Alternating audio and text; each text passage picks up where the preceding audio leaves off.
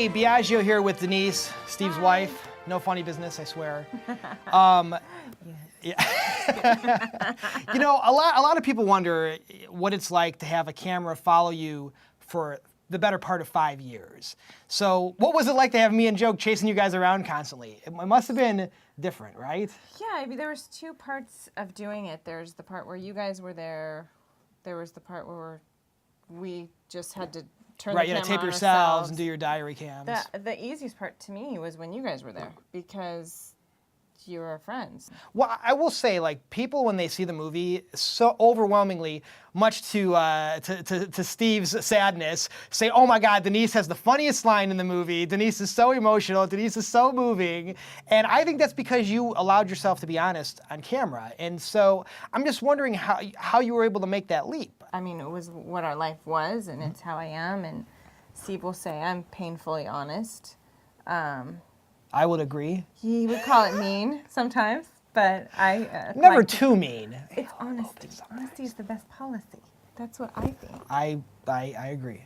You guys were friends, so I was just being myself around you, you know? You sort of went above and beyond, and I think that you're a great person, and I know Joe thinks you're an amazing person, and people who've seen the movie are like, God, I don't know if I could possibly be as strong as Denise is. Mm-hmm. Do you feel that you're that strong? Like, do you feel like you're that strong of a person when you hear people say that? I don't think it comes across like that. Like, I feel like I'm a strong person. I mean, I run my own business, and that takes a lot. But I didn't, during the times that were really tough, the times where I was bathing Steve and just the few months that were all hospital all the time, 2 surgeries, I didn't feel tough then. I didn't feel strong. I didn't, you know, I was somehow on autopilot, I think. And I was the one that everybody seemed to come to have a breakdown with. And I'm like, well, I need to have a breakdown too, you know, to someone. And sadly, it ended up being Steve because I didn't have anybody.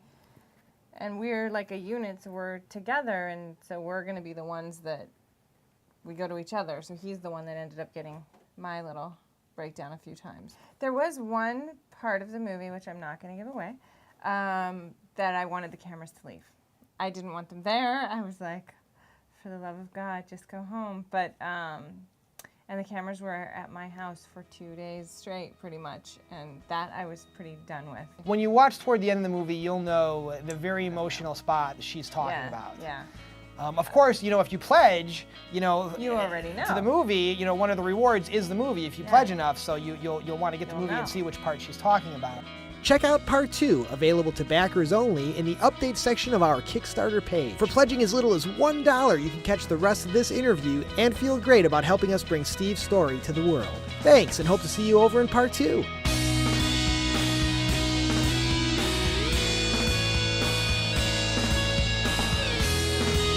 Dying to do Letterman. Coming soon to a theater near you. It's up to you.